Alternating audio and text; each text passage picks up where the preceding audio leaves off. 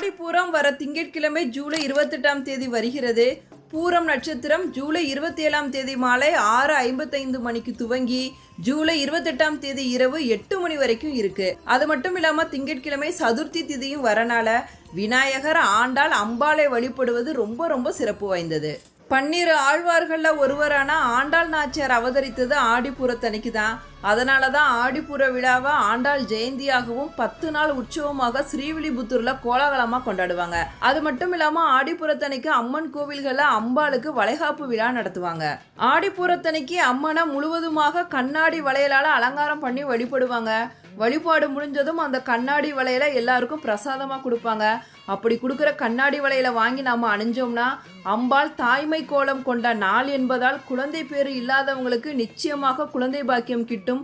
திருமண தடை இருப்பவர்களுக்கு நீங்கி திருமணம் விரைவில் நடக்கும் அப்படிங்கிறது ஐதீகம். அது மட்டும் இல்லாமல்